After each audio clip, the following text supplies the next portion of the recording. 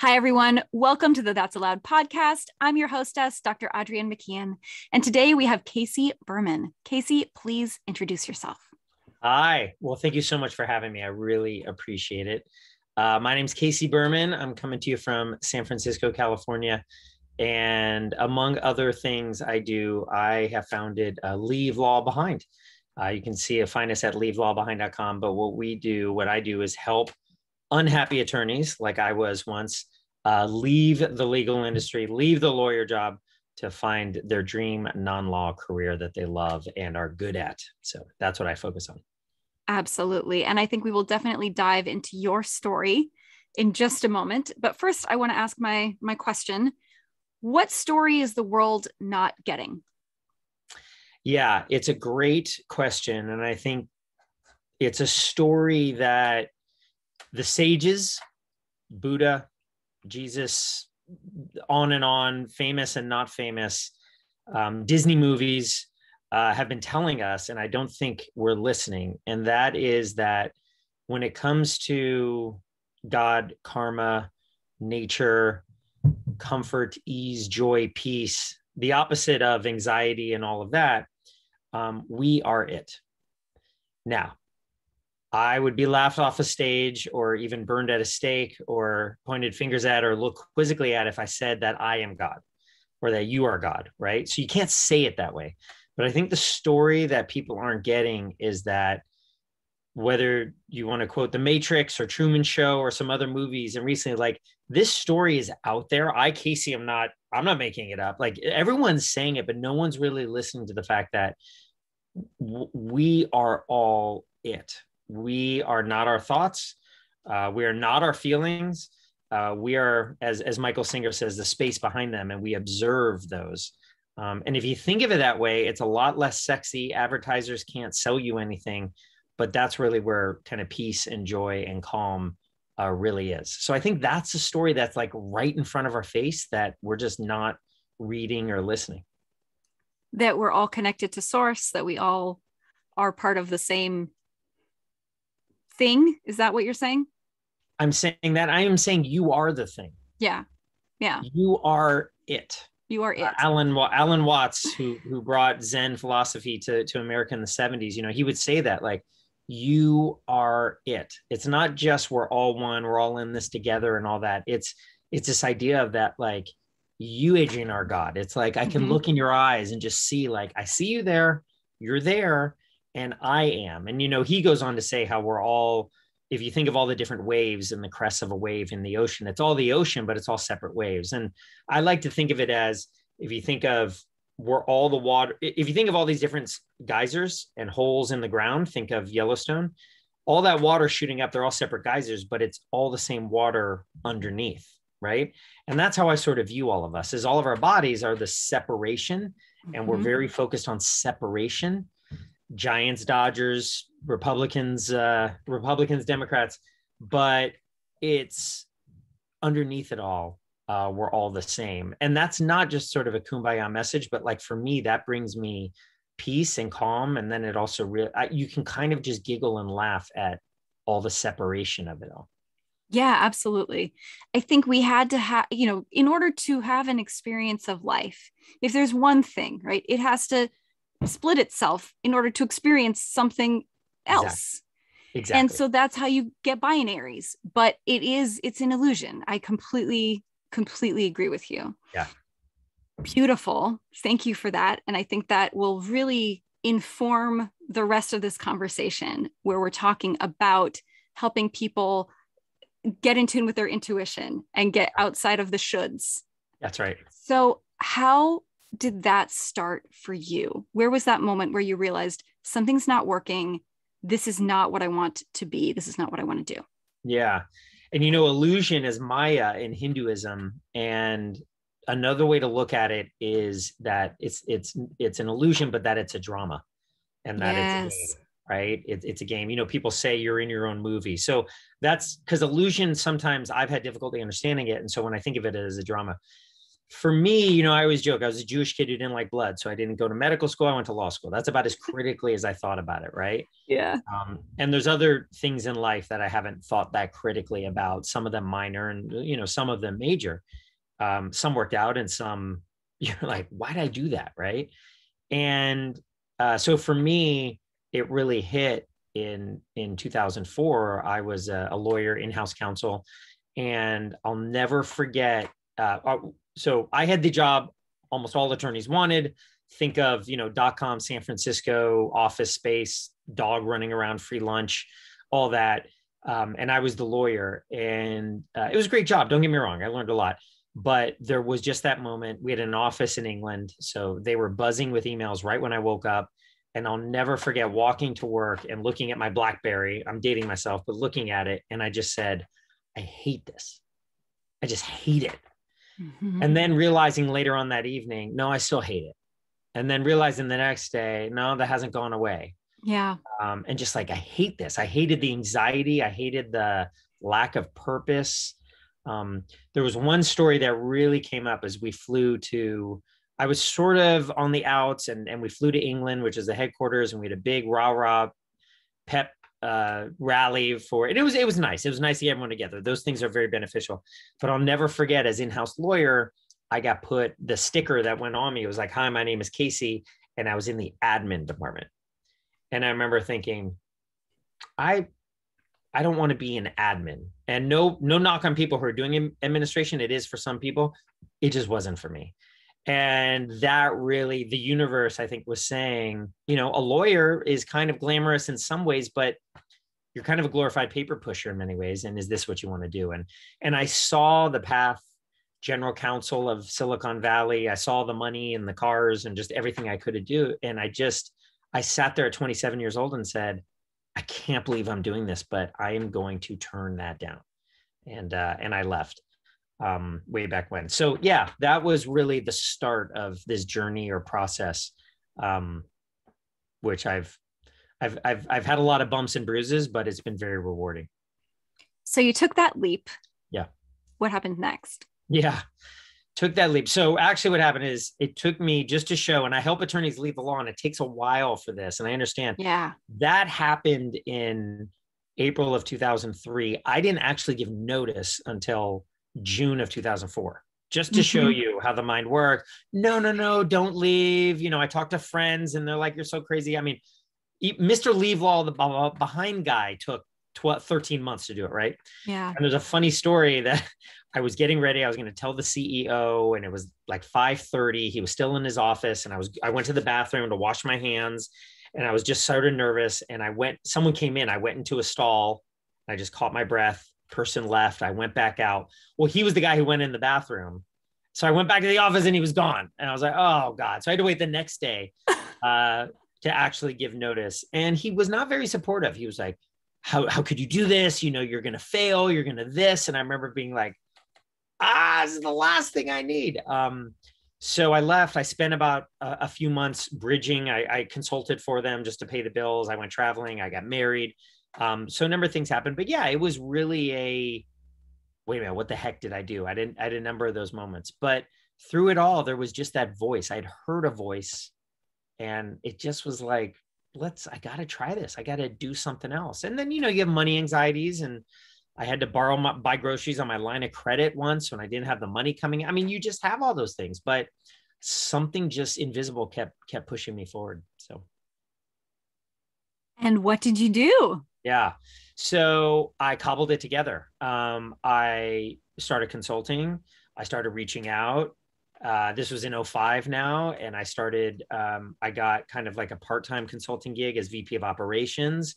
And then a friend of mine later on called me, who I'd opened up to. And when you open up to people and say, hey, I'm going to make a shift, some are going to yell and scream. Some are afraid, not for you because of their fear, right? Yes. They don't think they could make it. Some of them do want to sabotage you, but others are many very supportive. And one guy called me and said, hey, I know you're gone. I think you're nuts, but there's a guy out there who I know, and he has this company that does management consulting and qualitative research. He's looking for people who love to talk and are good with people. Casey, I thought of you. you want me to put him in touch? And I never forget, I was driving, I was in this part of San Francisco, this neighborhood near the Presidio. And I remember thinking, yeah, set up the phone call. Before I know it, I'm doing qualitative research. I'm traveling. This is before my kids, and I'm like consulting, doing focus groups. And I was they taught me how to do it. But I realized that my friend saw skills in me that I didn't even see. Yes. I realized also I was able to take a job, and I only maybe knew 40% of it, and people were willing to teach me the 60%. So, a lot of rules I had that I'm this, and this, and you need to be 100% to get a job were literally just thrown out the window. So I did that. I've been doing that kind of in one form or another ever since. I was with that company for a while. And then in 2009, I started kind of a public journal at Leave Law Behind, where I started writing about what it was like to leave the law. And I'd left now 5 years, right? And I got invited to my alma mater law school here in San Francisco. I thought 5 people would show up. 55 people showed up. I talked about it was right in the middle of the recession in 2009, about how to leave the law. And some people came to me and said, will you coach me? I said, yeah, what's that? What do you mean? So like, I'll pay you. I mean, they had to tell me what coaching was. They paid me, and it's kind of taken off from there. So it's kind of crazy. Yeah. Well, there was clearly a need. Yes. You're clearly bringing value. Mm-hmm.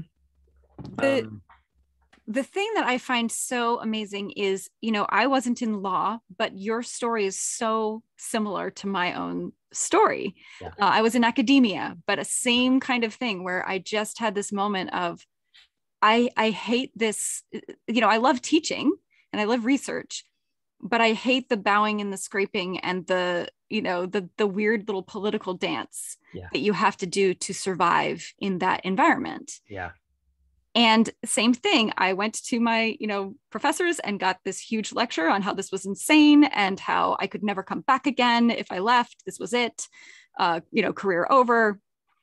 And, why did you just throw away all these years of your life doing this? It's like, I didn't throw anything away. I learned so much. And, and just that synchronicity of your friend, and recognizing, like, you take a leap and it's like the universe catches you somehow, and you just find that next little step, and you just make your way.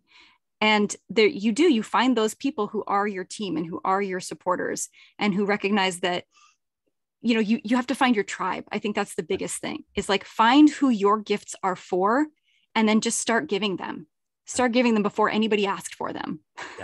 No, and like you said, people will come to you and tell you what your gifts are that you didn't even know. I realize, and people want to help.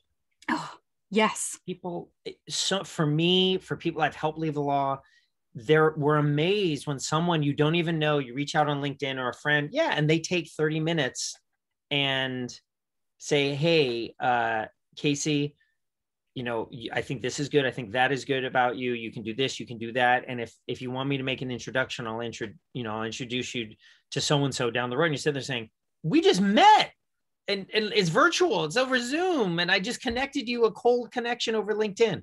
So this idea that, I think one of the fears many people have is, well, if I reach out to someone, they'll reject me. If I want to do an informational interview, they'll think I'm stupid because I don't know about their space. All of this. The whole point of an informational interview is for everyone. Informational interviews are phenomenal.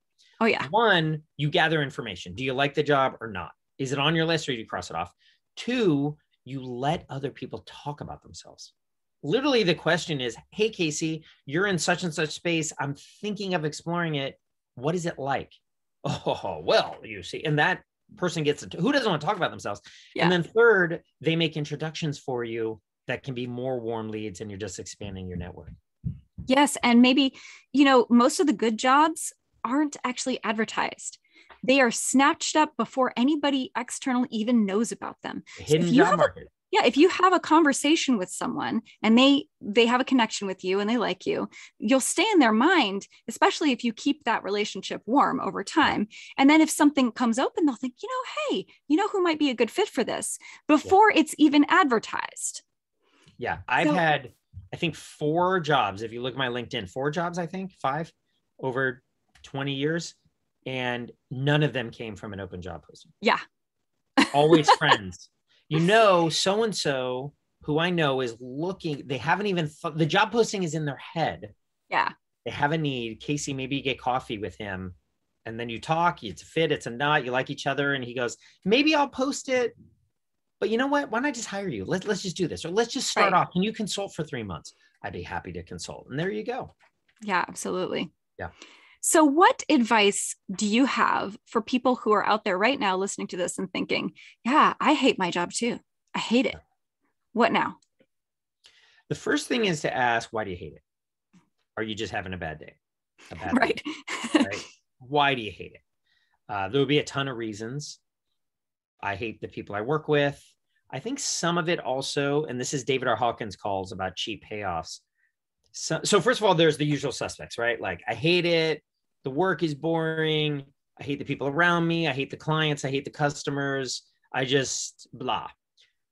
Look deeper too, because there could be something that when you hate your job, it's a cheap payoff you get. And a cheap payoff, he means, is this idea that we actually get a reward, a payoff for playing small. Yeah. For having misery in our life. So think about the family and I have 2 kids. If they don't wash the dishes and it's 10 o'clock at night and I'm washing dishes, it feels really good to be angry sometimes, right? Like you get that, that cheap, the martyr, the martyr, the holier than thou, right? Mm-hmm.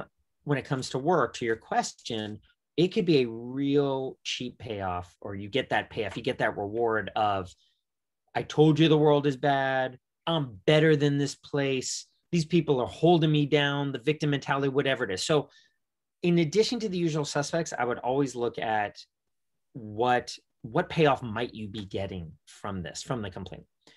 The third part I would say is, okay, great. If you really do hate the job, the work is boring, there's no meaning to it, there's no fine.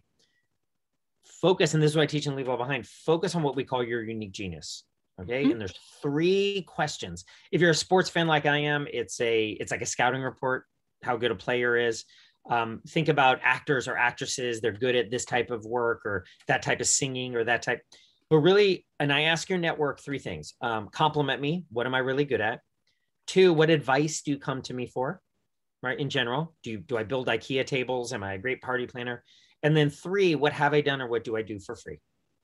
Collect all of these traits. You're a great talker, a great speaker, you're life of the party. You were the one who really thinks deeply. You're insightful, you're creative. You're the speaker. You're the one person behind the scenes, whatever it is.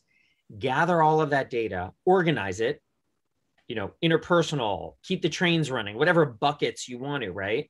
And really get that narrative, kind of tell a story, use that to tell a story of who you are. I am Casey and I am good at this. And my skills are really into these 3 main areas. I am quiet leader behind the scenes. I am keep the trains running on time and the adult in the room, whatever. Get that, let it sit, believe it, and then literally find job descriptions that match your skills and strengths. So if you're kind of a quiet behind the scenes, keep the trains running on time, operations, project management. If you're creative, storytelling, hate the details, go into a storyteller job, go into content creation, right? But really don't look at the job and the title and the salary. Look inward at yourself. What are your skills and strengths? What do you enjoy doing? How does that then add value to a job? Because the job description literally is just a call for help. It's a pain point. How do your skills and strengths help fill that, heal that pain, fill that gap? And not only that, if you're leading with what you're good at and what you enjoy, you're going to enjoy it. And the company that has the job description is going to really see the value. So looking at it in those 3 ways, why do you really hate it? Is it just a bad time? Are you getting a cheap payoff? And then that unique genius process I just described, those would be the 3 steps that I would really suggest people take if they truly hate their job. So helpful. Thank you. Those are great. I hope that wasn't too much. I talked a lot. No, that's wonderful. Okay. So much value that the people are walking away with today. Good. I want to dig a little bit deeper into that whole, unique genius thing, because I think this is the thing that so many people don't know about themselves, have never taken the time to learn about themselves, have never been told that it was even important or mattered at all, what they actually enjoy doing or what they were naturally gifted in, right? I think a lot of us grew up with this idea of, well, these are the things that people will pay you to do. So you need to get good at one of these things. Yeah. rather than thinking about what are my actual gifts. And so often we take for granted the thing that is the most unique genius that we have, that special sauce that nobody else has, because it comes so naturally to us. We don't think of it as work. It's just what we do. Yeah, no, it's a great point. I mean, think about Beyonce saying, yeah, I sing, but really, should I be paid to sing and perform? It's just I love it so much. And it actually comes to me. Or Steph Curry, really? You're going to pay me to shoot balls from 42 feet? Like, come on, I'm going to go be an accountant. We would think that's crazy, right? Right. It goes to the great question you mentioned earlier about the script. And when we wonder like who we really are, we're the observer of our thoughts, as Michael Singer would say, or the God, or however you want to say it. That can trickle down into what you just said around, not only do we not know who we are, this unique genius is for one of the first times, or if not the first time, where you really critically catalog your skills and strengths. And so another thing I would suggest for the audience is title, salary, location, all of those elements of a job are important, don't get me wrong. But first start with your unique genius, your skills and strengths. Now, just because you have these skills and strengths and it's unique to you doesn't mean it's not unique to someone else. Someone else has their own version. I mean, Steph Curry shoots from 42 feet, but so does Dame Lillard from Portland. He can shoot from 42 feet. Like, they're both good shooters, right? Doesn't mean Steph Curry says, well, I'll let Damian Lillard do it, right? Like, you've got your own unique skills as well. You're like, how many more sports analogies is Casey going to bring up, right? But it really is one of the first times where you look at your skills and strengths, and we're taught to be humble and not to boast. So it's difficult for people to do that. Do it. Leave it all behind. I always tell people this is a boasting zone. It's in a good way, a selfish zone. Be selfish. And I encourage everyone to boast and be selfish and brag to themselves, because you literally just want to understand and catalog what you do well, how you add value, and how you can help people, right? I think it was Abraham Lincoln, I'm going to butcher it, but he said, like, don't be poor to help the poor. Like, it's as if we said, look at all these sick people around here. I'm going to get sick too. So I can, like, why would we do that? Right. Right. But when it comes to jobs, we don't want to boast. We want to be humble. I'm not saying be a schmuck about it, but like, literally catalog what you're good at, what you enjoy doing, and match it to a job description. And that's the thrust of unique genius. Yeah. I love the word soulfish. I've been using that lately. I like that. Yeah. Just recognizing that you really do have to pour so much into yourself so that it can come out and help others. It has to come from in here. The other thing I wanted to say is, I think there's a different kind of humility that you find when you really discover gratitude. And when you really recognize that giving your gifts and using your gifts to help other people, and recognizing that those gifts are amazing and are valuable, is the greatest gratitude that you can have for having those gifts. Yeah. Right. Exactly. Yeah. And I think this goes back to what you were saying before. It's you are the thing, right? And these gifts are the thing. And so it is a devotional practice to show up and do work that gives your gifts. Mm-hmm. And I'll just add to that is, like, when you're so people say, well, Casey, there's still stress, there's still challenges, there's still deadlines. I can't love everything about my job. And that's right. There's still those moments. But when you understand your gifts and apply it to a job, and that job is something you enjoy, and hopefully you're at an organization, whether it's your first job or not, that's fine, that has purpose and meaning to you, right? Then what you're able to do is you're able to endure. Mm-hmm. You don't give up. You don't sit here, like you said earlier, I hate my job, I want to stop. You endure through it, and endure not in a horrible way, but just, I'll get it done, and it's okay. And what I've seen also is that when that deadline comes up, when that stress comes up, as opposed to if you hate your job and you're not really that good at it, and you're doing it for title and salary and so on, you get paralyzed, and you procrastinate. Then you have to end up working Saturday night or working Sunday because you didn't do it on Thursday and Friday, right? What happens when you're good at something is, even though there's a challenge or a lot of hard work, you can do it. Yeah. You're good at it. You enjoy doing it. The challenge is not a problem, it's an opportunity. And even if it is a problem, even if it's part of that new job that is a pain, there's such purpose. You have such a mission, and you just love the people around you and your work, and you have such a fit. You have that strength. You have that inner strength to get through it. That resilience. Yeah. Resilience. Yeah. I agree. I think the mindset, the attitude, all of that's so important. When you look at, the challenge, do you see it as a game or do you see it as a burden? That's right. But I also think you have to find your why. It's kind of like parenthood, when you are dealing with a sick kid who's throwing up on you, right? Like you have to find that love. You have to find that why. Like, I'm here because I love this kid and I want this kid to thrive. And if you don't think about it that way, you don't have that same resilience. It's like, I don't remember who said this exactly, but it's the stonemasons. There's two stonemasons, and you ask one, what are you doing? Oh, I'm squaring out this stone. The other one, what are you doing? Oh, I'm building this beautiful cathedral. Yeah. You got to find your why. You got to. And I know I have had whys, and whys can fade away. So when I started in management consulting, it was great. I was learning, making money, paying the bills, having fun, good people.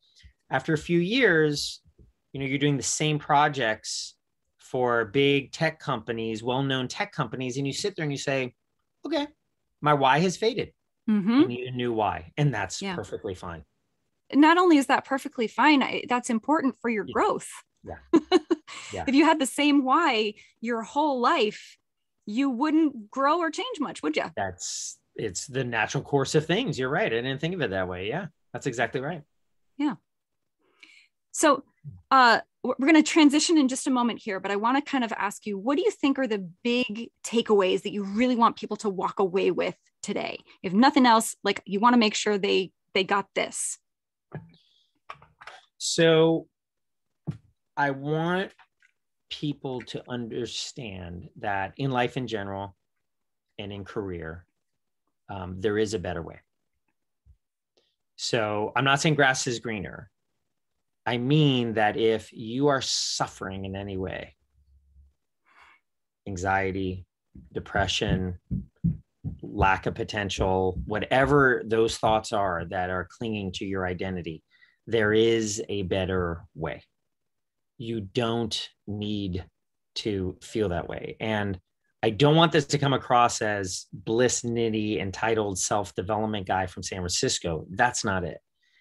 It's more of if you think of Neo in the Matrix, when he saw the ones and zeros, when he put up his hand and he stopped the bullets, right? It's when Jim Carrey in the Truman Show, knocked on the side of the studio and saw the door was open there. And so it's also you moving from intellectually knowing it to feeling it. And so the one thing I want you to know is maybe not to know, is maybe to stop thinking and to start feeling into the fact that there is, in this illusion, in this drama, another role, another character that you can embody based on, again, what you're good at and what you enjoy. So if you took one thing out, it would be you're not restricted with the character you're playing right now. Yeah, you are the author of your own story. And as the Zen would say it, you are the actor and the audience. Yes. You're playing the part and you're watching the part, which boggles my mind still, but you're the author of it, or the reader, or the actor and the audience. You're here to help others, but there are no others. In the illusion there are. So like, play the game. Like if I go walk out on the street, or I go somewhere, or if I'm with a corporate client and I talk this way, they're going to right? They're going to have me committed. Like I get it. There's games to play here, Yeah. I tell my children, like, don't say that word when we're with grandma and grandpa. Mom and dad are a little more liberal, but don't say that. Right. So there's definitely games to play in this illusion, matrix, drama, whatever you want to call it.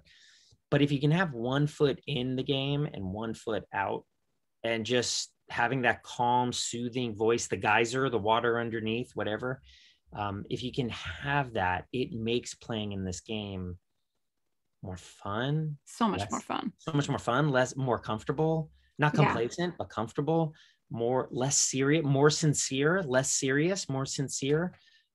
That's what I'd love everyone to come away with. That's beautiful. I love that. Yeah, I think there's a metagame to this game. Without a doubt. Yeah. But you're right. There's that balance. If you go to a cave and, meditate, you constantly, you miss out on the game that you were here to play. And that's a shame as well. It's a great point you bring up. And I'm no expert, but I've been reading sort of armchair Hinduism and Zen and so on, because I find it's not a religion, it's an ideology. Right? Yeah. And I love that about it. But there were two type of wise people. One that went into the woods, did just what you did just what you said, went to the cave, got enlightened, and stayed there. They have it. They found enlightenment, but it was just for themselves. Then there were the other ones, I think they're called the Bodhisattva, that find the enlightenment and come back. Yeah. They come back to the world. It doesn't mean they die, but they had their awakening in the cave or in the forest or even wherever, and then they share it.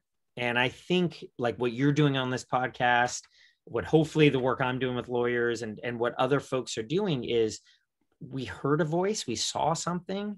We're not even that enlightened, but we heard something, and we want to either share what we have or create some sort of forum where others can share. And I think that's the beautiful thing about the consciousness in the game and bringing it about. And I think that's really one beautiful thing about what you're doing here is having these conversations and letting someone like me be comfortable to kind of talk in this weird way. You don't have these forums to do this that much. So. Absolutely. Yeah. I mean, I think it's so important to get in touch with your intuition and to have these conversations about the things that really matter to you and that are really authentic and real to you. And we so rarely do that in life. We so rarely look beyond the game and say, what really matters to you? What's really going on here? And we're so caught, if you think about our five senses, and then you think about our thoughts and our emotions, we're so caught in that. That's the virtual reality we're in, when really we're here. We're observing all of that. Most people don't want, that's freaky. They don't want to even think about that. Or, meditation is boring. I don't want to do that. And I don't want to try and I don't want to clear my mind. I want excitement. I want my mind full of stuff. I want to be excited. So there's a lot that won't do it. And, and there's a lot of ways to keep your mind going, TV and internet and everything. So. And I think that's just the game that they're having fun playing right now. So, Fine. But I completely agree with you. There really is a qualitative difference. There really is a better way. And it's not just about, this job versus that job. Right. It's that recognition that your desire matters. What is important to you is important. That's right. And just that recognition of, if I want this thing, then that's meaningful. And the pursuit of that is meaningful to me. And you're not being entitled. You're not being selfish. The one thing I would say was that people who play the game of watching TV and so on, that's fine. Like, that's great. I sound judgmental. I don't mean that way at all. But if they just took a moment to think beyond what they're being told, there's a reason television programming is called programming. Yeah. If there's a way that they just took a break from it, but maybe they don't do it in this lifetime. Maybe it happens another time. That's all. And that's fine. Yeah. But there's that, what they want they can maybe view it in a more unique, authentic way. But yeah, I mean, I think I always say to people when I'm working with them, if something's working for you, like, ignore me, keep doing what you're doing. Like, if you're getting the results that you were looking for, then teach me something. Absolutely. But if you're not getting the results you were looking for, try something new, maybe. That's right. That's right. If you keep doing what you're doing, keep getting what you're getting. If it's great, keep it up. Congratulations. If it's not, if you feel empty, if you feel something's missing, then. Yeah. And the same works in reverse. If you stop doing something that was working, and then suddenly you're like, why isn't this working anymore? Because you stopped doing that thing that was working for you. That's the beauty of repeatable results. You know, we have physics, and the laws work the same way every time. Exactly. So exactly. You want results you've never gotten, you got to do something you've never done. And you have to face your fears, because oh yes, the fears are the big blockers. So fears are everything you want is on the other side of that fear. So the fear is actually a beautiful signal. It's like a lovely torchlight saying, this way, come here. It is. Keep going. It is. And a fear is just energy. Mm-hmm. Just like a thought is energy. It's just energy. And I can recognize my fears now. Like I can distance myself from my fears. I don't know if I can overcome them that easily. I'm still working on it. Yeah. And as far as them being a signal, I intellectually get that, but emotionally it's difficult. I'm still just scared stiff. I always say when you are performing, you're always going to get that same physical sensation that never goes away. What changes is what it signals to you in your mind. At first it signals to you, oh my gosh, I must suck at this because I'm having all this, physical sensations. That means I'm inexperienced. It means I'm no good at this. Later, you realize, no, everybody gets this every time. And so it means I'm about to do something really exciting. And I'm about to get really awesome results because I've got all this energy now. It's such a great thing you just said, because an example from me is I lead these very high profile projects for high profile companies. Yeah. And years ago, we would interview executives and, collect the data, have a report, like do we advertise this way? Do we advertise that way? Do we launch this or not? Right. Think of the Surface tablet. I was involved with that team in the beginning, many years ago. Right. So little pressure, you go to bed before the first interview going, these interviews are very expensive. I'm leading it. And they're basing their whole go-to-market strategy on what I am going to find out. Right. Like, so I would just, sweating and nervous and all of that. Right. So just recently I had another project I was leading for a big client, some advising work I do. And that, like you just said, before we kicked off, we had a big interview, the initial butterflies in the stomach. And I felt the butterflies and the anxiety, but there was just this countervailing, it's all right, man. It's okay. And I had this like, I should prep and I should stay up all night and prep. And another one going, go watch the game. Like, you're fine. You've done this a million times. No. But but it was how the other thought in my mind was, what you're doing. Don't get complacent. It was more, you got this. Don't worry. You got this. It's like, right. It was really, you hit the nail on the head. That's exactly that duality of feelings that I felt. Yeah. I think, again, we all have negative self-talk that pops up. That it's trying to help you, it's trying to save you from embarrassment, from ruin, from, it is all this stuff, right? It's trying to be helpful. It's trying to be helpful. And you just need to acknowledge it and say, hey, thank you for being here. I appreciate your help. And I got this.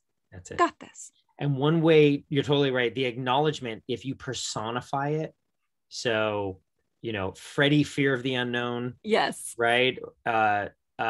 Debbie, I'm afraid I'll disappoint others.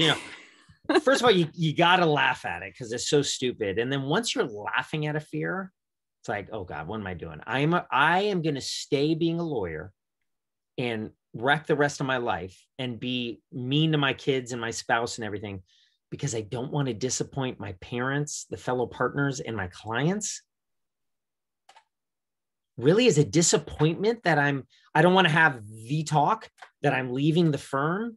That's what's getting in the way. Yeah. Their judgment, or not even their judgment, your projection of their possible judgment. That's it. Oftentimes people will say, hey, can you take me with you? First of all, I'm happy you're leaving. Like, but also your parents will say, oh, I knew you were unhappy. It's like coming out of the closet. Like, oh, I knew you were. Like, we all knew. We all knew you were unhappy. Like, we were waiting for you to get it on your own. Really? Yeah. You're not going to be mad at me, Mom? No. I mean, pay your bills, but no. Like, It's all of that. And so when you say Debbie, the disappointing, it makes you laugh. And so personifying it also is another way that you can really shine a light on that fear and overcome it. Yeah, I often treat Acknowledge it. it. I was Yeah, picking up on your point, acknowledging. Yeah. I often treat it as a little kid, because that's kind of what it is. It's like, Yeah. mom, I'm scared, mom. I hear you. I get it. Mommy's got this. Yeah. You're okay. We're going to be okay. And one big fear I have is doing work. Everything's going to be hard. If I have to do that, I got to get the notes, and then I got to open a Google Doc, and it's going to take me 8 hours to do it. And I want to be with the kids, and it's nighttime. I want to get a good night's. Before you know it, this hour and a half project I've stretched into 43 hours. Right. So then I don't do it, and now it's another week behind, right? And now I'm feeling guilty because I got to send it, and I'm like, that crazy. I feel that so hard. I feel that so hard. Procrastination, right? I don't know. Yeah. There's so many elements to it, but you'll learn your things. Right. And the bottom line is all of these things are overcomable. You just acknowledge them, recognize they're like, I see why you're here. I get it. And I'm going to do this anyway. Going to do this anyway. They're overcomable. That's exactly. Yes. Yeah. All right. Well, I love to do this little exercise with people and just see what this brings. So I'm going to have you, if you will do me the honor of playing along here, close your eyes and breathe in some colored light and just let me know what color it is. It was like a pinkish red, and then this blue came in. So it was nice. Start with the pinkish red started. Okay. One more time, and let me know if it's the same or different. Well, now there's a bunch of colors. They're all fighting for it. But yeah, stick with the pinkish red. It's sort of beautiful. So I have a magic wand over here. All right. What I'm going to do is I'm going to wave my magic wand. And once I do that, everything that you deeply desire, not even necessarily consciously, everything that you deeply desire is going to come to pass right here in this moment. Okay.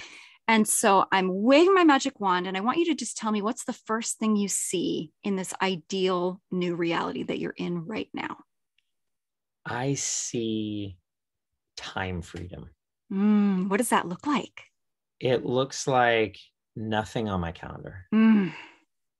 And not only nothing on my calendar, but that nagging feeling that I'm missing something, like it's Wednesday. Why am I not doing stuff? There's a comfort like, no. Adrienne, she waved that wand. Like, you're good. You're good. You are just being. So it's just time freedom. It's just,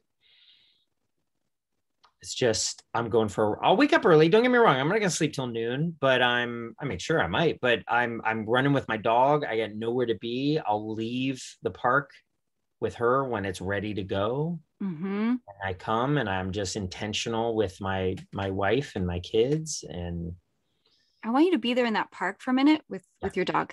Yeah. And tell me what you can smell there. Grass, freshly cut grass. I smell eucalyptus leaves, the trees around there. What can you hear? I hear the wind, the San Francisco wind. I hear the summer camp. There's kids playing. I hear my dog running through the sand. I'm in the park where they don't want us to be, but she just loves digging up the sand and with her tennis balls. I hear her digging. I'm just thinking, I'm listening to something, or I'm just quiet, but I've just time freedom. I got nowhere to be. I got somewhere to be, but I'm doing one thing today. It's later. Like, I don't even have a clock. Yeah. You're just here. You're just completely here in this moment. And something unexpectedly wonderful happens. What is it? I run into someone appears, either I knew before or I didn't, and we have a fantastic conversation. Just like, whoa, really? And they have their dog, or they're just walking and, hey, how are you? And make small talk, or maybe I knew this person, hey, how are you? And we just have a great, just a great impromptu, sincere, authentic, engaging, enlightening, making me better type of conversation where you walk away going, whoa, like, wow, that was cool. I'm happy I bumped into that person. Awesome. Yeah. And then you get really good news. What is the news? So the first thing that popped into my mind was money, like a huge influx of cash. Sure. It happened, hey, the deal closed, like they're wiring the money, and it's like, yes. The other thing that came right behind that, next to it in parallel, was just my children just like getting. My daughter just got an internship here at with the supervisor in City Hall here in San Francisco, and then she just got a volunteer activity today. But like something, whether they started, we homeschool our kids even before COVID, so we're sort of a little bit off the grid in a way. But like something with both of my children that they just maybe they didn't even know about. But it's an event, it's a volunteer opportunity, it's a camp, it's a something, and they're just so excited about it. Awesome. So you're going to celebrate with them tonight. What are you going to do? What are we going to do? So I was going to say we have a home cooked meal. My wife's a great cook, great baker, but I knowing my kids, they would want to go out to eat. So we would have a big sushi dinner, probably. Big sushi dinner. And we would maybe we'd go see a movie. What would we do? Go out. Yeah, go see a movie. If it's warm, maybe walk around somewhere. I don't know with COVID what's going on. But yeah, a big sushi dinner and then going to see a really fun movie we've been talking about. Awesome. So I want you to just see yourself there at that sushi dinner for a moment, and you can smell the sushi and you can see your kids there. And there's just this feeling, like you said, of just complete time freedom. Yeah. There's no place anybody has to be. You're all just here together, enjoying this moment. What does that feel like?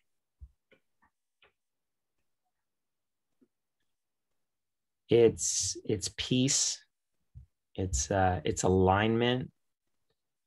It's